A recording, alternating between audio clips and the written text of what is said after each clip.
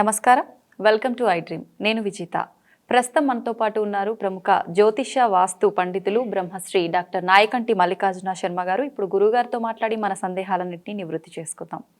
నమస్కారం గురువు. నమస్కారం అమ్మా. గురువుగారు, మనకు సంక్రాంతి పండుగ రాబోతుంది. అవునమ్మా. ముందుగా భోగి విశిష్టత గురించి తెలుసుకోవాలనుకుంటున్నాం గురుగారు. తప్పకుండా అమ్మా. ఓం శ్రీ గురుభ్యో నమః. భోగి అంటే భోగి పండగ అంటే భోగమైంది అని అర్థం. అంటే భోగం అనేది ఎవరికి అంటే ఆదిశేషుడికి అని అర్థం పురాణ ఇతిహాసాల్లో. అంటే పడగతోటి మనకి ఏదైతే ఆదిశేషుడు ఒక సర్పం అనేది ఆదిశేషుడికి ఎప్పుడైతే భోగం కలిగింది అలానే భోగమైన వాడు ఆదిశేషుడు పాన్పు మీద శ్రీ మహావిష్ణువు నిద్రిస్తూ ఉంటాడు. అంటే భోగి అస్తి ఇతి భోగి అంటారు. అంటే భోగమైంది అంటే భోగభాగ్యాలు కలది భోగి అని మనకి శాస్త్రంలో చెప్పబడింది. అంటే భోగి విషయంలో ముఖ్యంగా మనకు ప్రత్యేకత ఏమిటి అంటే మకర సంక్రమణ పుణ్యకాలం కంటే కూడా వెనకటి రోజు, అంటే దానికంటే కూడా భోగి తర్వాత సంక్రాంతి వస్తుంది. అంటే మకర సంక్రమణ పుణ్యకాలం కంటే వెనకటి కాలాన్ని మనం భోగి పండగ అంటే దక్షిణాయన పుణ్యకాలంలో చిట్ట చివరి రోజున భోగి జరుపుకుంటాం. సాధారణంగా చాలామందికి కూడా కొన్ని సందేహాలు వస్తుంటాయి. భోగి పండ్లు పోయడానికి కారణం ఏంటి, చిన్నపిల్లలకి దాని అంతరార్థం ఏంటి అని చాలామంది కూడా ఆలోచన చేస్తుంటారు. సహజంగా ఏమిటి అని అంటే మనకి దీన్ని అర్కఫలము అంటారు. రేగుపండుని అర్కఫలం అంటారు. ఈ అర్కఫలాన్ని ఏదైతే సూర్యుడు యొక్క రూపంలో ఉండి గుండ్రంగా ఉండి రేగిపండు ఎర్రని ఆకారంలో ఉంటుంది. అంటే సూర్యుడు ఎలా ఉంటాడు, రక్తవర్ణం రక్తగంధంలో ఉంటాడు. అంటే సూర్యుడు యొక్క రూపాన్ని పోలినది రేగిపండు. అందువల్ల భోగి పండగ రోజున తప్పకుండా చిన్నపిల్లలందరికీ కూడా ముత్తైదులందరూ కూడా వచ్చి ఆదిత్య హృదయాన్ని చదువుతూ రేగు పండ్లు పోయాలని శాస్త్రంలో చెప్పబడింది. ఆ రేగి పండ్లను ఎప్పుడూ కూడా ముత్తైదులందరూ చుట్టూ వచ్చేసి చిన్నపిల్లలు అంటే ఏ వయసు అని కూడా మళ్ళీ చాలామంది కూడా సందేహం వస్తుంది. 12 ఏళ్ల లోపు పిల్లలకి, అంటే స్త్రీలకు వచ్చే అమ్మాయిలకు వచ్చేటప్పుడు రజస్వరాలు కాకూడదు. అంటే అయిన తర్వాత కూడా ఇప్పుడు సహజంగా ఎలా ఉంటుందంటే ఎంతటి అమ్మాయికైనా ఎంతటి అబ్బాయికైనా 50 ఏళ్ళు వచ్చినా తండ్రికి చిన్నపిల్లలతోనే సమానం. కానీ శాస్త్రంలో 12 సంవత్సరాల లోపు గల వాళ్ళందరికీ కూడా భోగి పండ్లు పోయొచ్చు. అమ్మాయి కూడా రజస్వరాలు కాకముందే పొయ్యాలి, చిన్నపిల్లతో సమానమని అప్పుడు మాత్రమే పోస్తారు సహజంగా.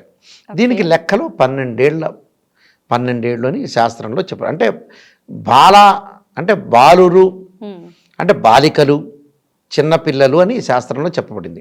అబ్బాయిలకు కూడా పోస్తారు, అబ్బాయికి అమ్మాయికి ఇద్దరికి కూడా పోస్తారు భోగి పండ్లు. అయితే ఈ ముత్తైదు అందరూ కూడా వచ్చి రేగి పండ్లు పోస్తుండగా, అంటే తల్లి రేగి పండ్లుగా పోస్తూ ఉండంగా లేకపోతే ముత్తైదులు పోస్తుండగా ఆదిత్య హృదయాన్ని చదువుతారు. ఆదిత్య హృదయాన్ని అగస్త్య మహర్షి రచించిన ఆదిత్య హృదయాన్ని స్తోత్రాన్ని పఠించడానికి కారణం ఏమిటంటే సూర్యుడి యొక్క మేధాశక్తి రావాలని, గ్రహాలకు రారాజని సూర్యుడి యొక్క మేధాశక్తి రావటము, సూర్యుడు ఆరోగ్యాన్ని ఇచ్చేవాడు కాబట్టి ఈ పిల్లలందరికీ కూడా ఆరోగ్యాలు ఉండాలని, మేధాశక్తి రావాలని, విద్యందు అనుకూలంగా ఉండాలని, ప్రమాదాలు జరగకుండా ఉండాలి అనే ఉద్దేశంతో ఆ రోజున భోగి పండ్లతో స్నానం చేపిస్తారు. అంటే భోగి పండ్లు పోయటం అని అంటారు. అలానే ప్రత్యేకంగా ఈ చిన్నపిల్లలకే పోయటానికి పురాణ ఇతిహాసాల్లోకి వెళితే సహజంగా ఎలా ఉంటుందంటే బదరీవనం అనేది ఒకటి ఉంటుంది. ఎక్కడుందంటే ఉత్తరప్రదేశ్లో ఉంటుంది. అంటే హరిద్వార్కి ఋషికేశ్కి 300 కిలోమీటర్ల దూరంలో. అంటే కేదార్నాథ్ ఈవెన్ బయటకు ఉత్తరప్రదేశ్ అంటే ఇప్పుడు ఉత్తరాంచల్ ఉత్తరాఖండ్గా విభజన చేశారు. అయితే ఇక్కడ ఈ బదరీవనంలో నరనారాయణులు అంటే మహావిష్ణువు నారాయణ రూపంలో ఉండి, అలానే నరుడు అంటే అర్జునుడు అని అర్థం. ఈ నారాయణుడు కృష్ణుడు రూపంలో వచ్చి, అలానే నరుడు అంటే అర్జునుడు వచ్చి చక్కగా బదరీవనం అంటే రేగి వనము అని అర్థం. అంటే రేగు పండ్లన్నీ కూడా ఉంటాయి ఇక్కడ. దాని యొక్క వనంలో పరమేశ్వరుడి గురించి ప్రార్థన చేస్తున్నారట. అంటే పరమేశ్వరుడు వరాన్ని ఇవ్వాలని శ్రీకృష్ణుడు అర్జునుడు పరమేశ్వరుడి వరాన్ని అడుగుతున్నట్ట. అంటే పరమేశ్వరుడు యొక్క తపస్సు చేస్తున్నారు వాళ్ళు. ఆదిదేవుడైన పరమేశ్వరుడు నీ తపస్సు చేస్తున్నారట. అంటే తపస్సు చేస్తూ ఉండగా అది ఎలా తపస్సు చేస్తున్నారు? శైతిక లింగం అంటే ఏదైతే ఇసుకతో తయారు చేసిన శివలింగానికి శివలింగం తయారు చేసి శివుణ్ణి అర్చన చేస్తున్నారట. అంటే శివనామస్మరణ చేస్తున్నారు శ్రీకృష్ణుడు అర్జునుడు. నరనారాయణుడు అంటారు. అంటే నరుడు నారాయణుడు అంటే దేవుడు మనిషి అని అర్థం. పరమేశ్వరుడు యొక్క ఆరాధన చేస్తుండగా పరమేశ్వరుడు భక్తికి మెచ్చి వెలిసి వరాన్ని ఇచ్చాట. ఏమని ఇచ్చాడంటే శ్రీకృష్ణుడికి అర్జునుడికి, ఓ శ్రీకృష్ణ, నాతో యుద్ధం చేసినా కూడా నువ్వే గెలుస్తావు అనే వరాన్ని ఇచ్చాట పరమేశ్వరుడు. అంటే ఎంతటి పరమేశ్వరుడు భోళాశంకరుడో మనకు తెలుస్తుంది అక్కడ. అంటే సహజంగా మన మానవుల్లోనే ఒప్పుకోరు. అలాంటి పరమేశ్వరుడు నాతో యుద్ధం చేసినా కూడా నువ్వు గెలుస్తావని చెప్పాట అర్జునుడికి శ్రీకృష్ణుడికి. ఎంతో సంతోషించాట శ్రీకృష్ణుడు. సంతోషించి ఈ పరమేశ్వరుడు ఆదిదేవుడైన మరి అర్ధనారీశ్వర తత్వంలో ఉన్న పరమేశ్వరుడు, మరి లయకారకుడైన పరమేశ్వరుడు మరి అంతటి వరాన్ని ఇచ్చారని దేవతలందరూ కూడా సంతోషించి ఆ దేవతలందరూ కూడా రేగి పండ్లు పోసారట శ్రీకృష్ణుని మీద. ఆ రేగి పండు శ్రీకృష్ణుని మీద పోయంగానే శ్రీకృష్ణుని ఏం భావించా అంటే ఒక బాలుడు రూపంలో మారిపోయారట. ఆ బాలుడు రూపంలో మారిపోగానే అక్కడ దేవతల చేత రేగి పండ్లు పోయించుకున్నారట. అక్కడైతే బాలుడు రూపంలో మారిపోయారో అప్పటి నుంచి కూడా ఇది ద్వాపర యుగంలో ప్రారంభమైంది. ఈ ద్వాపర యుగంలో ప్రారంభమైన విషయాన్ని చిన్నపిల్లలకి రేగి పండ్లు పొయ్యాలి అనేదాన్ని ద్వాపర యుగం నుంచి వచ్చిందట. ఇదంతా కూడా మహాభారతంలో ద్రోణ పర్వంలో యుద్ధ పర్వంలో చెప్పబడింది. అది అప్పటి నుంచి కూడా మనకి రేగి పండ్లు పొయ్యాలి అని ఎప్పుడైతే శ్రీకృష్ణ పరమాత్మ పోయించుకున్నారో దేవతలందరూ కూడా పోశారో అప్పుడు బాలుడు రూపంలో మారిన తర్వాత అప్పటి నుంచి కూడా మన ద్వాపర యుగంలో ఈ భోగి పండ్లు పోయటం అనేది ప్రారంభమైంది. అప్పటి నుంచి కూడా మనకి ఈ ప్రారంభం అనేది మనకి శాస్త్రంలో చెప్పబడింది.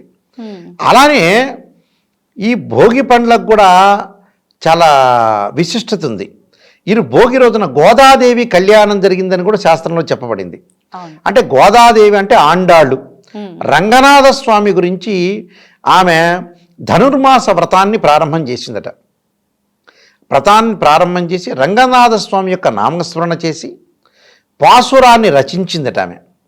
అయితే భగవంతుడి యొక్క రంగనాథ స్వామిని ఆరాధన చేయటంలో ఈమె చేసి రంగనాథ స్వామి యొక్క కరుణా కటాక్షాన్ని పొందిందట ఈ రోజున భోగి రోజున. పొందిన తర్వాత ఎప్పుడైతే రంగనాథ స్వామి యొక్క వరాన్ని భోగి రోజున పొందిందో ఆ భోగి రోజున ఆయన కళ్యాణం చేసుకోవాలని అనుకున్నట్ట. భోగి రోజున కాదు, భోగి తర్వాత కళ్యాణం చేసుకోవాలనుకున్నట్ట. కానీ భోగి రోజున వరాన్ని పొందిన రోజు భోగి.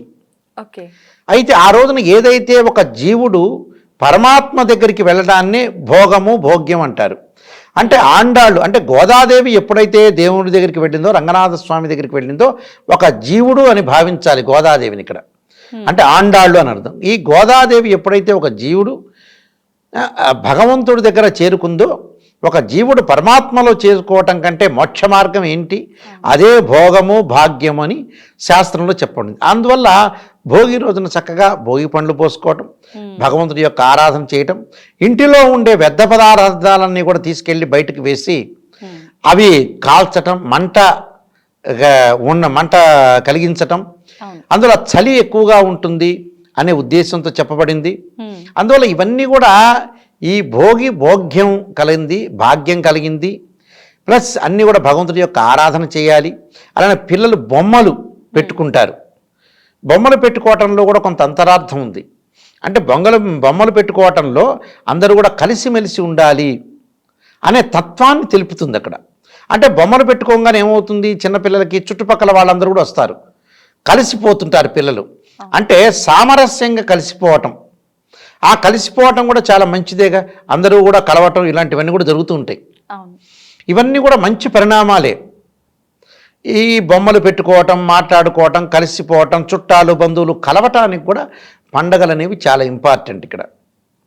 అందువల్ల పండగల యొక్క విశిష్టత చాలా ఎక్కువగా ఉంటుంది అని చెప్పాలంటే.